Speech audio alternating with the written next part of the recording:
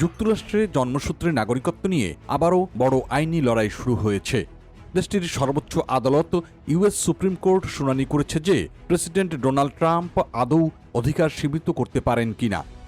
বিতর্কের সূত্রপাত ট্রাম্পের দ্বিতীয় মেয়াদের প্রথম দিনেই জারি করা এক নির্বাহী আদেশ থেকে। এতে তিনি অবৈধ বা স্থায়ীভাবে থাকা অভিবাসীদের সন্তানদের জন্মসূত্রে নাগরিকত্ব দেওয়ার প্রচলিত নিয়ম বাতিলের চেষ্টা করেন। এই সিদ্ধান্ত ঘিরে আদালতে একাধিক চ্যালেঞ্জ জমা পড়েছে। জন্মসূত্রে নাগরিকত্ব বা বার্থ রাইট সিটিজেনশিপ মূলত জুস সলি নীতির উপর ভিত্তি করে গড়ে উঠেছে, যার অর্থ ভূমির অধিকার। যুক্তরাষ্ট্রে এই অধিকার সংবিধানের ১৪তম সংশোধনের মাধ্যমে নিশ্চিত করা হয়েছে।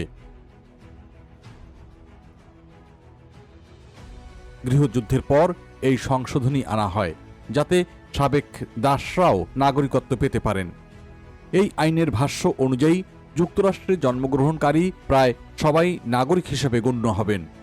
১৯ শতকের শেষ দিকে একটি ঐতিহাসিক মামলায় ইউনাইটেড স্টেটস বনাম ওম কিং আর্ক সুপ্রিম কোর্ট রায় দিয়েছে যে অভিবাসী বাবা মায়ের সন্তানরা জন্মসূত্রে নাগরিকত্ব পাবে।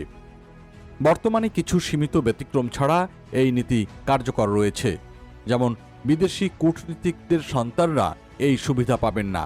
তবে ট্রাম্প প্রশাসন সংবিধানের একটি অংশ এর এখতিয়ার সাপেক্ষে ব্যাখ্যা করে এই নীতি পরিবর্তনের যুক্তি তুলে ধরেছে। বিশ্বের প্রেক্ষাপটে এই নীতি খুবই বিরল।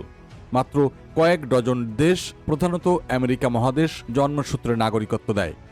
অধিকাংশ দেশ অনুসরণ করে জুস স্যাঙ্গুইনিস বা রক্তের অধিকার, যেখানে সন্তানের নাগরিকত্ব নির্ভর করে তার বাবা মায়ের নাগরিকত্বের উপর। ইউরোপীয় ইউনিয়নের কোনো দেশই বিদেশি নাগরিকদের সন্তানদের স্বয়ংক্রিয় নাগরিকত্ব দেয় না। একই চিত্র দেখা গেছে এশিয়া, মধ্যপ্রাচ্য ও আফ্রিকার অধিকাংশ দেশেও। তবে কিছু দেশ মিশ্র পদ্ধতি অনুসরণ করে। অস্ট্রেলিয়া একসময় জন্মসূত্রে নাগরিকত্ব দিলেও ১৯৮৬ সালের পর থেকে নিয়ম পরিবর্তন করেছে। এখন সেখানে নাগরিকত্ব পেতে হলে অন্তত একজন অভিভাবককে নাগরিক বা স্থায়ী বাসিন্দা হতে হয়। অন্যদিকে জার্মানি সাম্প্রতিক সময়ে কিছুটা শিথিল নীতি গ্রহণ করেছে।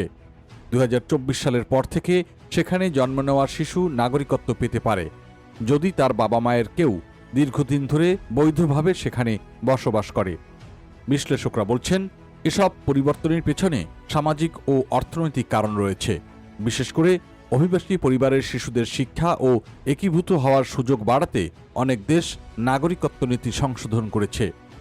এদিকে ট্রাম্প প্রশাসনের দাবি, অবৈধ অভিবাসীদের সন্তানদের নাগরিকত্ব দেওয়া বন্ধ করা উচিত। তবে নিম্ন আদালতগুলো এরই মধ্যে এই নীতির বিরুদ্ধে রায় দিয়েছে, বরং এটিকে সংবিধান বিরোধী বলেও উল্লেখ করা হয়েছে। এখন চূড়ান্ত সিদ্ধান্তের দিকে তাকিয়ে আছে পুরো দেশ, কারণ এই রায় শুধু অভিবাসন নীতিই নয়, বরং যুক্তরাষ্ট্রের নাগরিকত্বের মৌলিক ধারণাকেও নতুনভাবে সংজ্ঞায়িত করতে পারে।